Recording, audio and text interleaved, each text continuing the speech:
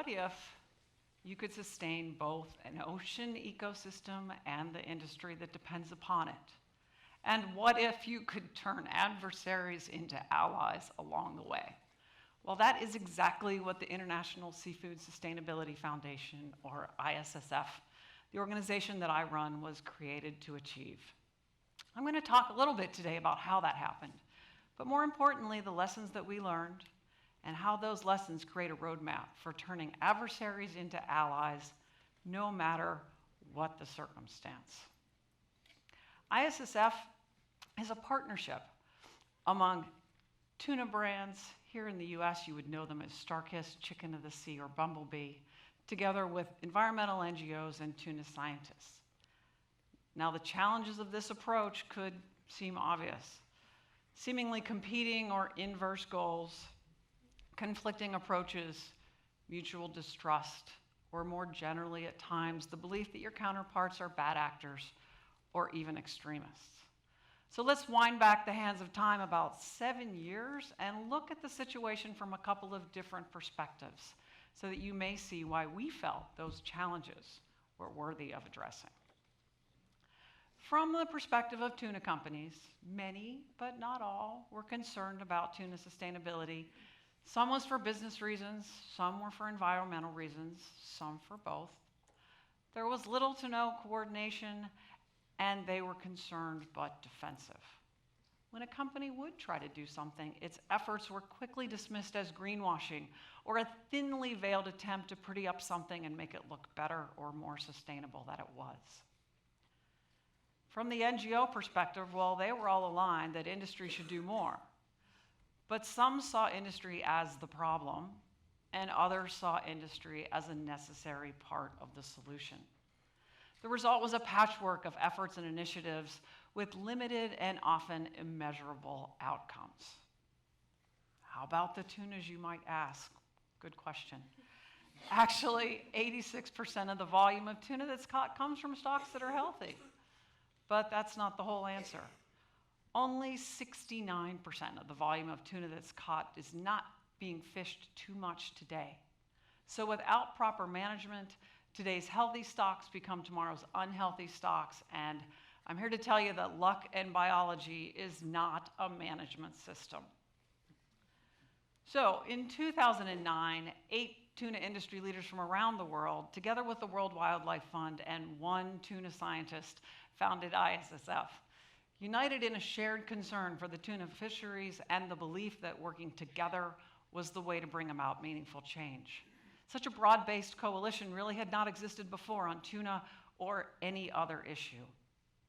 Today we've grown from 8 companies to 24, roughly 75% of the world's tuna processors. Along with WWF, we have 11 individuals on our environmental stakeholder committee from leading NGOs from around the world.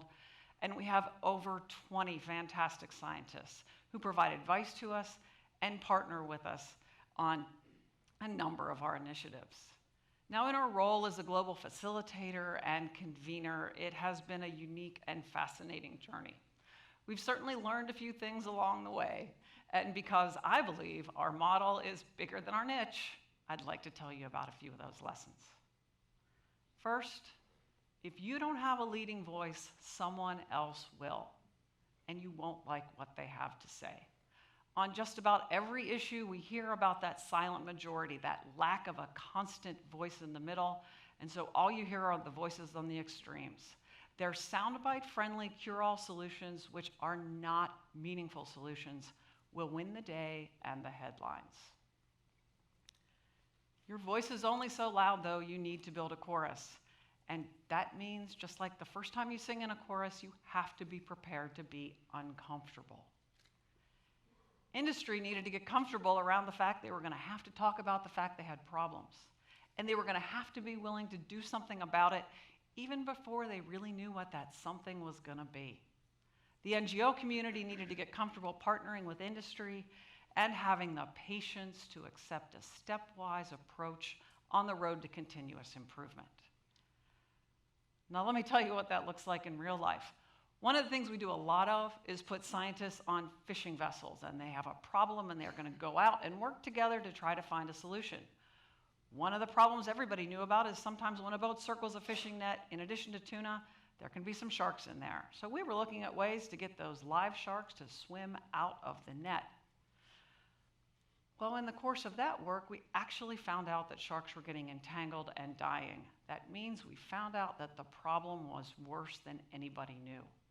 It's not just being about willing to talk about your problems. It's about having the courage to find out that your problems are even worse than you thought and still being willing to do something about it.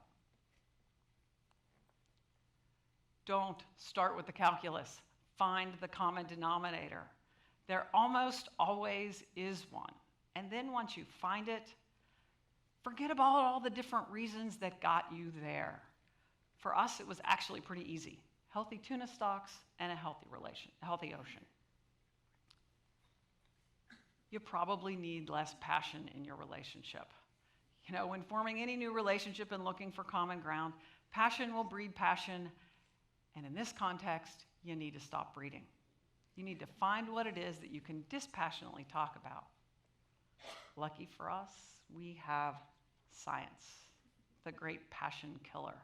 You know?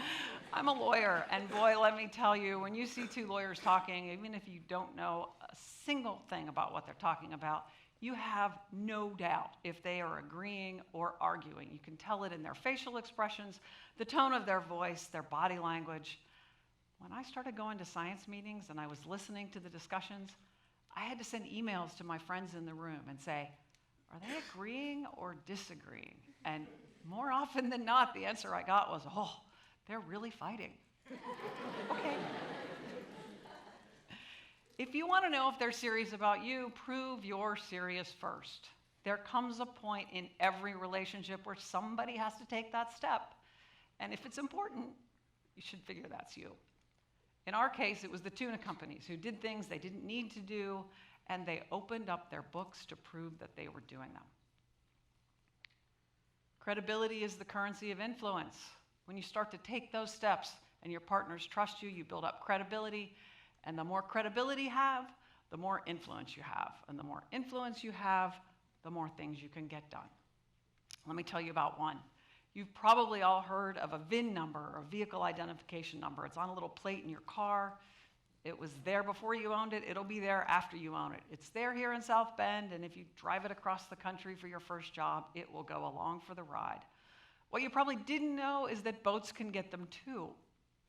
Well, somehow fishing vessels got left out of this wave of identification, but in 2010, ISSF said if you want to sell your tuna, you need to get a number.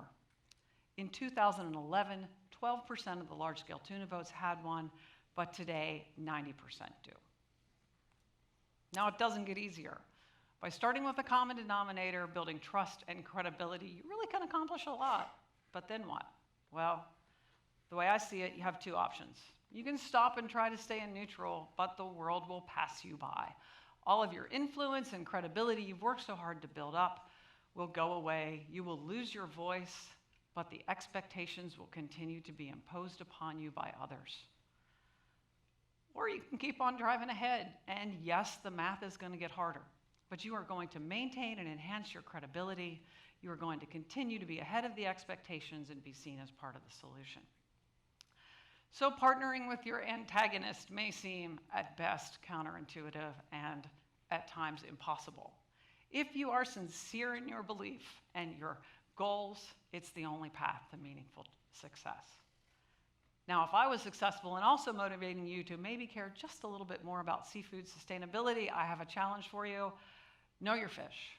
When somebody hands you a fish in the dining hall, in a restaurant, at the fish counter, or at your kitchen table, ask them if they know the name of the boat that caught it. If they do, congratulate them. But if they don't get into an argument, but don't stop asking. Talk about it, tweet about it, whatever it is you all do now about it, because you are consumers. And when consumers care, businesses will care. And when businesses care, things will change. Now, you all know Notre Dame graduates end up all over the place. Governments, scientists, academia, various professions, public service. Some of you become entrepreneurs, and I hear that some of you still actually do go work for Fortune 500 companies. Well, by finding these partnerships and looking for opportunities to create collaboration, you can still always find a way to bring your personal values and mission into your work, no matter where you end up. And because I have a minute left, I'd like to leave you with my favorite Father Ted story. When he called in the results of his famously successful meeting of the Civil Rights Commission up at Land O'Lakes, and President Eisenhower said, "How in the world did you get so much consensus?" He said, "Mr. President, you did not send me a collection of Republicans and Democrats and Northerners and Southerners. You sent me a bunch of fishermen." Thank you.